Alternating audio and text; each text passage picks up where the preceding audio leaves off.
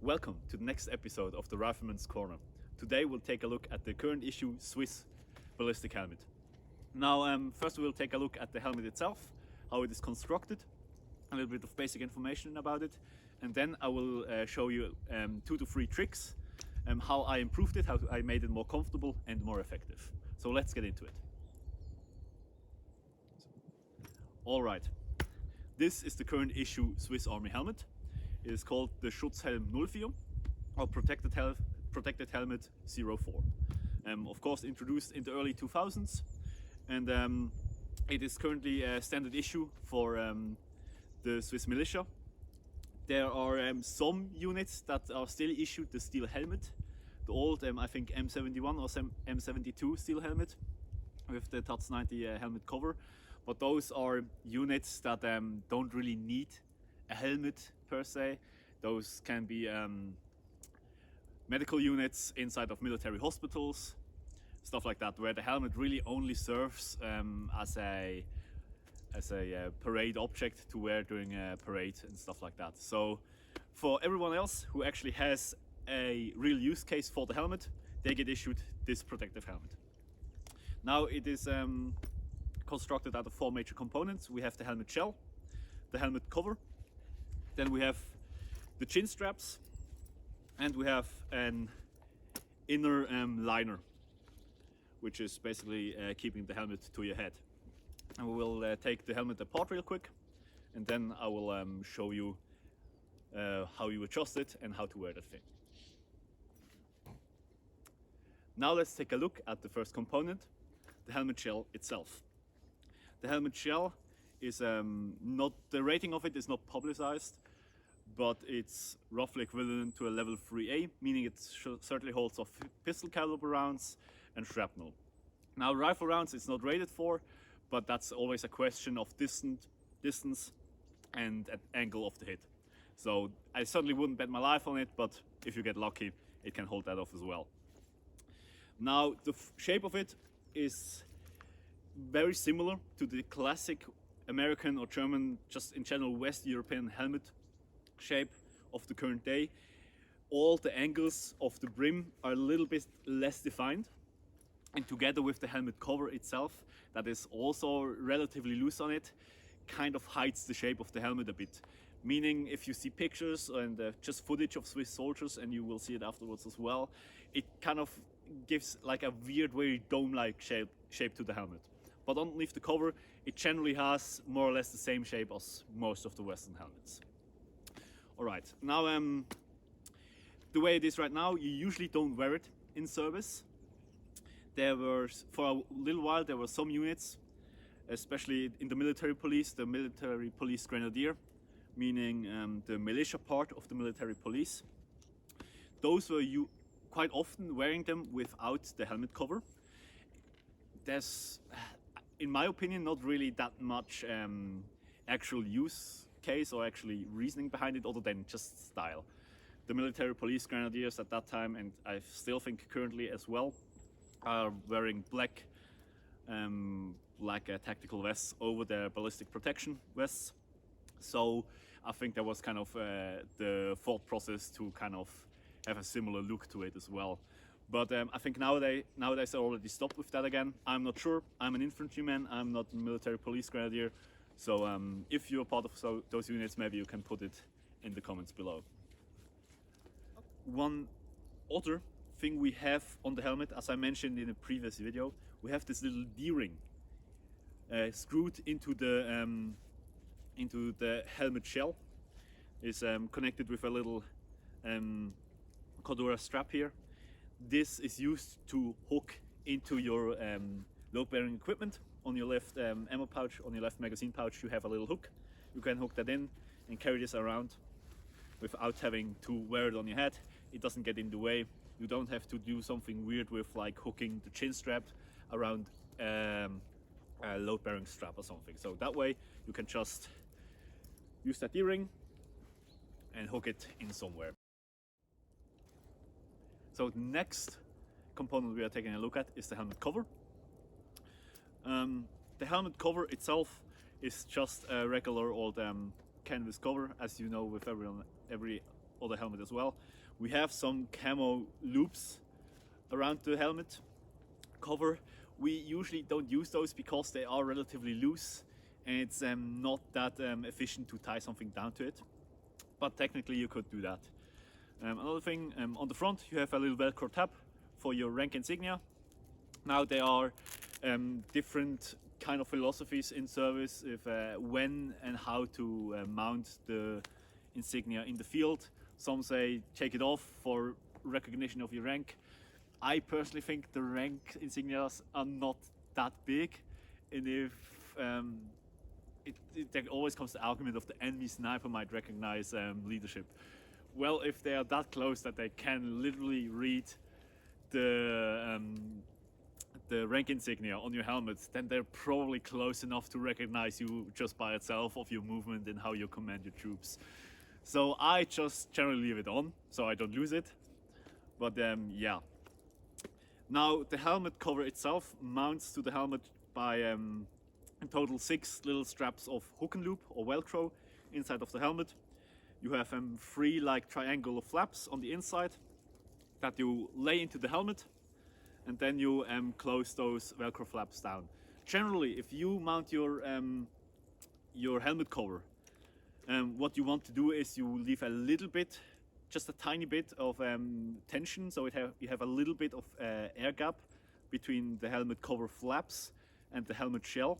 So when you put the liner in, then you will tension your helmet cover so it will stay nice and tight to your helmet. But you see, even now as I do that, you still have some movement there, and that's just a little bit the name of the game with this helmet cover. It always has a little bit of play with it, which is something I kind of don't like. I would like to have it like nice and tight so it doesn't move around. Right. The next component we take a look at are the helmet straps, the chin straps. It's basically one continuous strap, but it connects in 3 points to the helmet.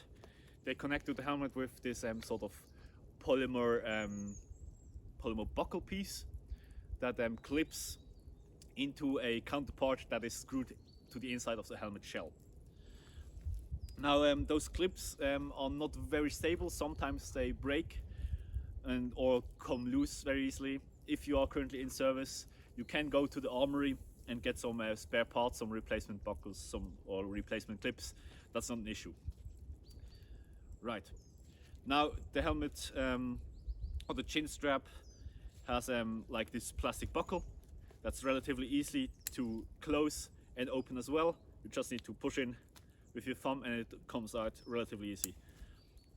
Snaps closed. You have in total 3 adjustment buckles, 1 on each side and 1 in the back.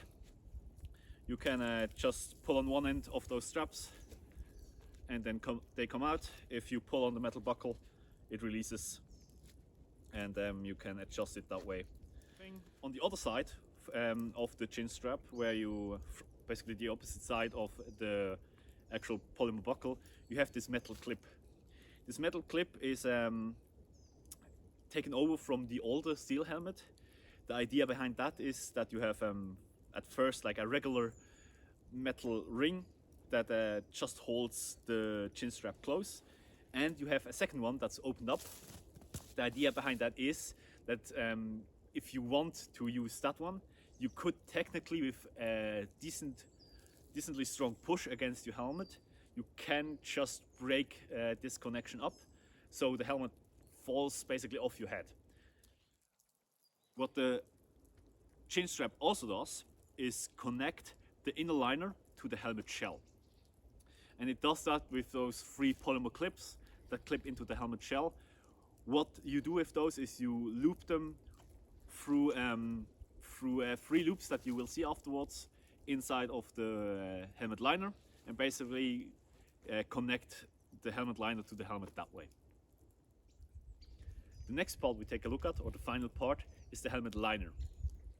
Now the idea behind this liner is to get a little bit of a standoff distance between your head and the helmet shell. And I think it works relatively well. You have this polymer cage almost, and it's relatively soft. You can push that in, You have a little bit of foam, which is rather hard on top to give a little bit of a distance, and then you have the liner net. It works relatively well. Problem only is that if you wear a headset for your radio, it's very uncomfortable because it just pushes on that constantly. And the other thing, just in general, it kind of tends to not hold on to your head all that well. So especially if you have a small head and you keep on running, it just moves around on your head a lot. So it's not very comfortable, but the standoff distance probably works really well. I haven't got shot in the head wearing the helmet yet, but I gotten some quite decent bumps on the head by just falling rocks and stuff like that, and I never really got hurt. So that works relatively well. Okay. Adjusting the helmet liner is relatively easy. Well, unfortunately, almost, because you can't adjust all that much in it. In the back, you have in total 3 positions where you can adjust the helmet. You have 2 on the outside of the helmet, with which you can basically adjust the height of the net on the inside. And you can't really adjust it all that much. You have quite a bit of, I now have it at the closest position, where the net is the closest to the helmet shell, and it's still quite far off. It's just the nature of this helmet that, and you see that on footage of Swiss soldiers. The helmet always seems to ride quite high up, and that's because of this net, which pushes the helmet quite high off your head. Of course, the idea behind that is to protect your head. It just looks rather unconventional to all the other Western helmets. The other position to adjust the helmet is the inside, the leather band, or this faux leather band, which adjusts, of course, the tightness of this liner. How the adjustment works is relatively simple. You have those little polymer struts, this strap with several holes in them. You pull this strap out, move it to the position you want, and push those struts back through that strap. It works.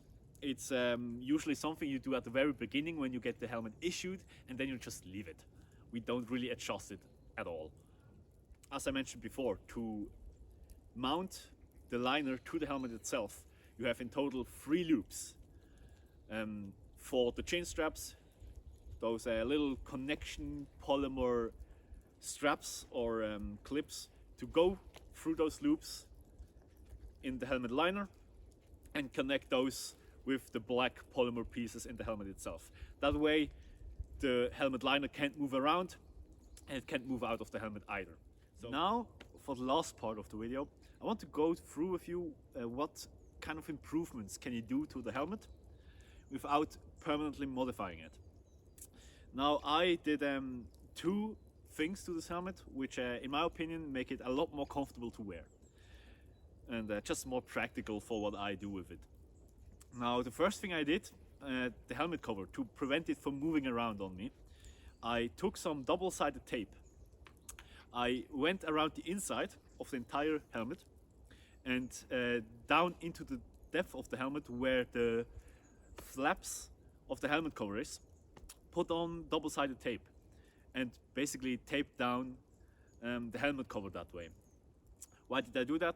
For one, it prevents the helmet cover from moving around, and what it does allow me to do now is the second thing I did. I taped the cover down, the helmet cover, and then I put some hook Velcro in there. Just then I took the padding from my protection group Denmark Ballistic helmet and put it in there. It prevents it from moving around. I can now even wear this helmet without necessarily having to close the chin strap. And if I close the chin straps, it's much more stable than with the regular helmet liner. What it also does is just so much more comfortable to wear over long periods of time. And even if I want to wear a headset for the radios, the issued ones, I can just take a few, like 1 or 2 of those padding cushions out, move the ones on the side a little bit around, and that way I can wear the headset without it pushing on my head. Now, it needs to be said, this helmet shell is made to be worn with the helmet liner. Now, this padding is also made to be worn with a ballistic helmet, but it's a different helmet shell. So, of course, you cannot count on the fact that it still has the same protective capability as with the liner. Now, that's something you need to decide if that's something you want, if that's a risk you want to take, or if it's even applying to you. If you just wear the helmet for just preventing little rocks falling on you or stuff like that, as just like almost like a construction helmet, as a hard hat, or if you just have to wear it on guard duty or for the parades at the beginning and the end of a repetition course, I think then it's a great thing you can do to make it much more comfortable. You don't need to get a second ballistic helmet to take the lining out. You can go on the website of Protection Group Denmark and get a complete set of padding, and you can also get the needed hook velcro tabs to actually mount it to the helmet as well. I will link it in the description of the video if you want to do that. If you want to do that, that's definitely the easiest and quickest way to mount something like that. The last thing you can do to improve your helmet would be to add a scrim. Now, those are relatively easy to make, or you can also go out and buy a pre-made one, but honestly, it's not that difficult to do. And there are plenty of videos on YouTube explaining you how to make a scrim. What I did is just make 2 rings out of shock cord, a small one for on top, a big one to go around the helmet. Connect those 2 with in total 8 pieces of shock cord, elastic cord, and then made some extra connection pieces in between those to add some places to tie down some camo material to. Now, what I tied down here is just burlap. You can get that in any garden supply store, and some leftover camo fabric that I ripped up into long straight pieces, and then just tied it down to it. Perhaps what you want to do is make sure that if you use old camo fabric, is to make sure that they have some sort of IR rating, that they are a little bit IR protected or IR camouflaged. Otherwise, you're just gonna run around like a little Christmas tree on the infrared, on the night vision. That's not ideal. So this was the second episode of the Rifleman's Corner about the protective helmet 04, the Schutzhelmet 04. Thank you very much for watching. If you did something else to your helmet, please let me know in the comments. If you want to see something else in the next episode of the Rifleman's Corner, have some specific wishes, please let me know as well. There are already some things planned for the next few episodes, so stick around and see you around in the next episode of the Rifleman's Corner or another match video. Bye.